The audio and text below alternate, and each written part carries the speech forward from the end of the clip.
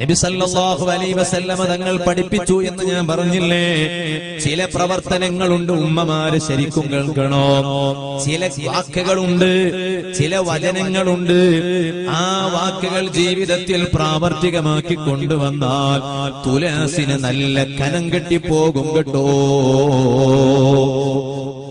ഏതാണത്? ഹബീബായ നബി സല്ലല്ലാഹു അലൈഹി വസല്ലമ തങ്ങൾ പഠിപ്പിക്കുകയാണ്. അതിൽ ഒന്നാമത്തത് ദിക്റുല്ലാഹ്. അല്ലാഹനെ ഓർത്ത് ദിക്ർ ചൊല്ലണം. അതിന് നമുക്കിപ്പോ എവിടെ നേരമുള്ളത്? സുബ്ഹാനല്ലാഹ്, എന്റെ ഒരു ദിവസത്തിൽ ഞാൻ ഇത്ര ദിക്ർ ചൊല്ലി തീർക്കുമെന്ന് തീരുമാനിക്കുന്ന മുസ്ലിം എവിടെ? ഉമ്മമാരെ, സിനിമ കാണാൻ ധാരാളം സമയങ്ങളുണ്ട്. സീരിയലുകൾക്ക് മുന്നിൽ തപസ്സിരിക്കാൻ എമ്പാടും സമയമുണ്ട്. വാട്സപ്പിൽ സമയം ചെലവഴിക്കാൻ ധാരാളം മണിക്കൂറുകളുണ്ട്. ദിക്ർ ചൊല്ലാൻ നേരം എവിടെ? തസ്ബീഹ് ചൊല്ലാൻ നേരം എവിടെ? ഹബീബായ തങ്ങൾ പഠിപ്പിച്ചു. അതേ അബൂ ഹുറൈറ റളിയല്ലാഹു അൻഹു പറയുകയാണ്, രണ്ട് വചനങ്ങളുണ്ട്.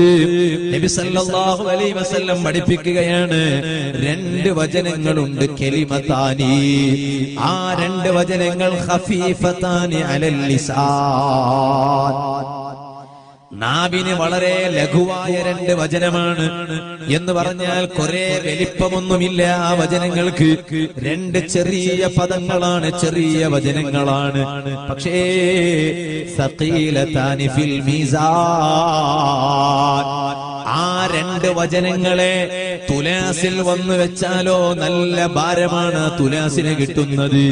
ഹബീബതാനി ഇലർ റഹ്മാൻ, ആ രണ്ട് വചനങ്ങൾ അല്ലാഹുവിന് വലിയ ഇഷ്ടമാണ്.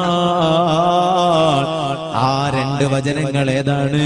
നബി സല്ലല്ലാഹു അലൈഹി വസല്ലം പഠിപ്പിക്കുകയാണ്, സുബ്ഹാനല്ലാഹിൽ അദീം, സുബ്ഹാനല്ലാഹി വബിഹംദിഹി, സുബ്ഹാനല്ലാഹിൽ അദീം. ഇൻഷാ അല്ലാഹ് ഇന്നത്തെ വഅലിന്റെ സദസ്സിൽ വെച്ചൊരു തീരുമാനമെടുക്കണം. നമ്മൾ ഏതായാലും ആഖിറത്തിൽ രക്ഷപ്പെടണമെന്ന് കരുതിയിട്ടല്ലേ ഇവിടെ വന്നത്. നിങ്ങളും വന്നത് അതിനു വേണ്ടിയാണ്, ഞാനും വന്നത് അതിനു വേണ്ടിയാണ്. എന്നാ പിന്നെ നമ്മുടെ തുലാസിന് കനമുണ്ടാക്കാൻ പറ്റിയ ഒരു രണ്ട് ദിക്ർ നമ്മുടെ ജീവിതത്തിലൊന്ന് പതിവാക്കിയാൽ എന്താ?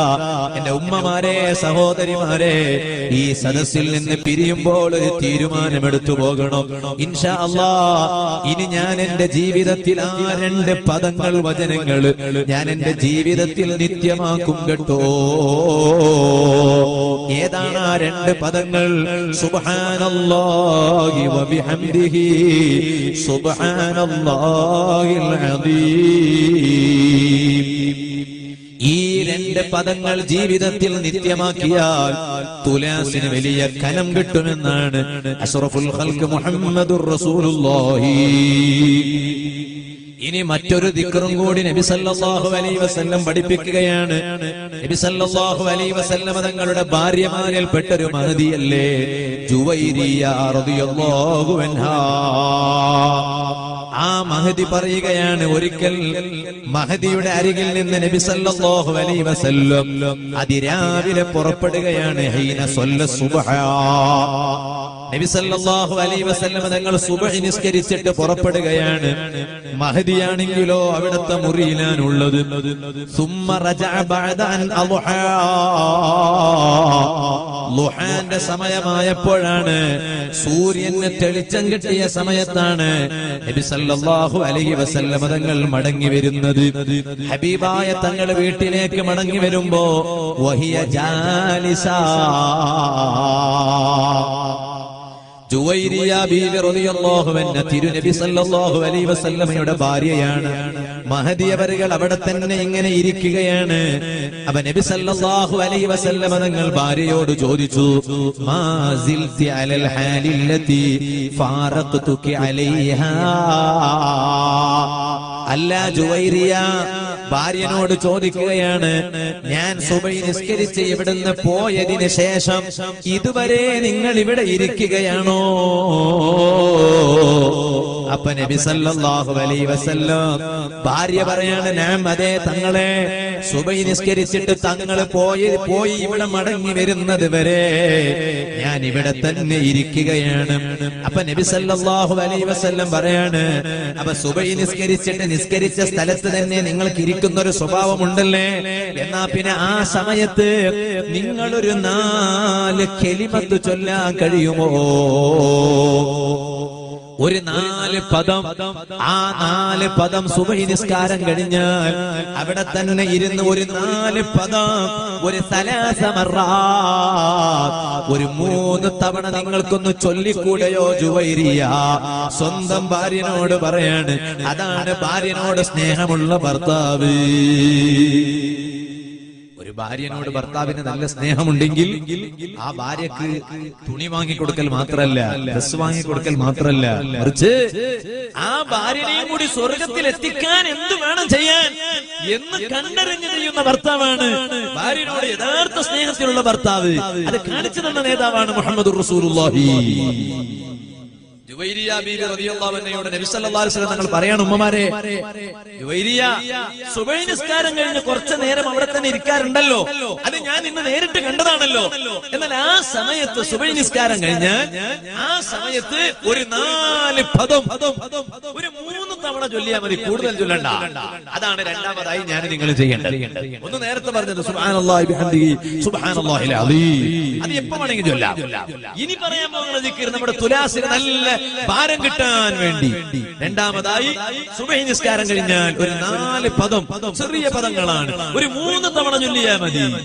എന്നിട്ട് നബി സല്ലല്ലാഹു അലൈഹി വസല്ലം തങ്ങൾ പറയാണ്, ലൗ സിനത് ബിമാ ഖുൽതി മുൻദുൽ യൗം, ജീവിതത്തിൽ ഇന്നേ വരെ ചെയ്ത സൽക്കർമ്മങ്ങളുണ്ടല്ലോ ജുവൈരിയ, അതിനെ ഒരു തുലാസിലങ്ങ് വെച്ചിട്ട് മറ്റേ തുലാസിൽ സുബഹി നിസ്കാരത്തിന് ശേഷം ഇനി ഞാൻ പഠിപ്പിക്കാൻ പോകുന്ന ആ 4 പദങ്ങളെ 3 തവണങ്ങളായി നിങ്ങൾ സുബഹിക്ക് ശേഷം കൊണ്ടുവന്നാൽ അതിനാണ് കനം കൂടുതൽ കേട്ടോ.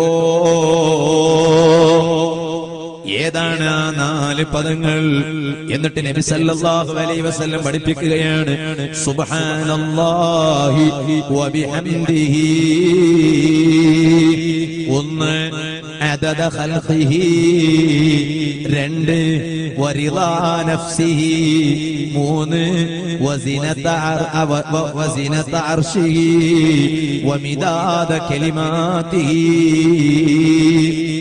സുബ്ഹാനല്ലാഹി വബിഹംദിഹി അദദ ഖൽഖിഹി 1, റിളാ നഫ്സിഹി 2, വസിനത അർശിഹി 3, വമിദാദ കലിമാതിഹി 4.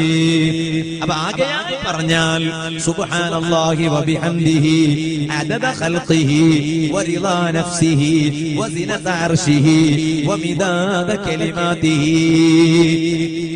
ഇത് എണ്ണിയാൽ 4 കാണുക. അതിനെ സുബഹി നിസ്കാരത്തിന് ശേഷം ചെറുപ്പക്കാരാ, നമുക്ക് ഹരം കിട്ടേണ്ടത് അതിലാണ്, മയക്കുമരുന്നിലല്ല, ചീട്ടുകളിയിലല്ല,